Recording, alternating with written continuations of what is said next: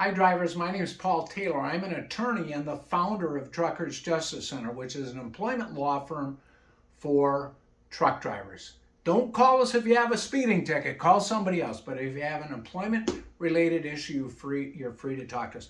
I want to talk to you about back pay damages in an employment claim. Most of the cases we do are where drivers get fired because they won't break a commercial vehicle safety regulation, or they make complaints to the employer about DOT violations. That's not all of what we do, but it's most of what we do.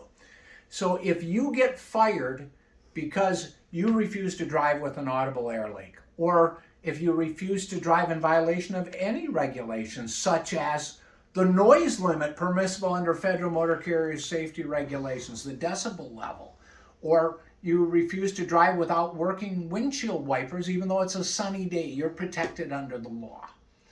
Now, what do you get? One of the elements you can get if you win a successful employment claim under the Surface Transportation Assistance Act and on most other employment laws like the Civil Rights Act, Family Medical Leave Act, if you're fired for using medical leave and things of that nature, you get back pay. Now, back pay doesn't mean you get a free paycheck to sit home for 3 years till your case goes to trial. You have to attempt to mitigate damages.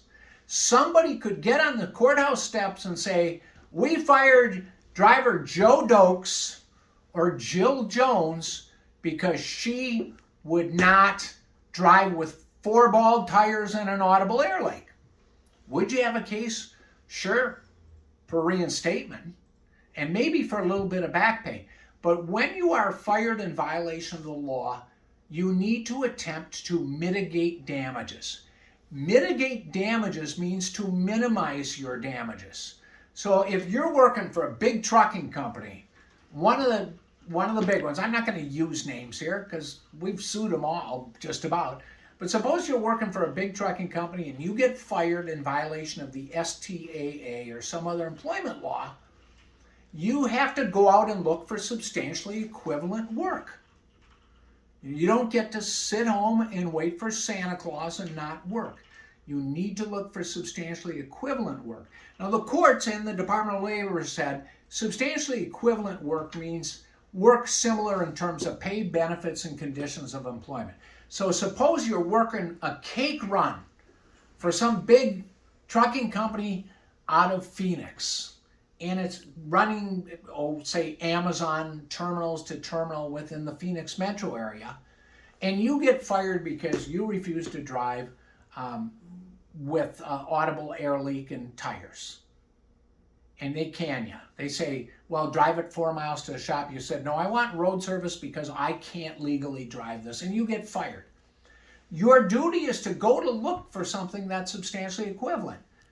Home every night, day hours, pay. You don't have to take an over-the-road job for some trucking company out of Chicago paying half the rate and no benefits. You have to look for substantially equivalent work. So, if you're unlawfully fired and you think you got a case, start looking for work again, because lawsuits aren't done overnight. And keep a log. Who you talk to, where you applied for work. Talk to Joe in recruiting, not good enough. Talk to Joe Jones in recruiting. Joe said I didn't have enough years, or I had too many accidents. You know, it's important that if you think you might have a case, to keep a log of your attempts to mitigate damages. Thanks for watching this video. We'll see you soon.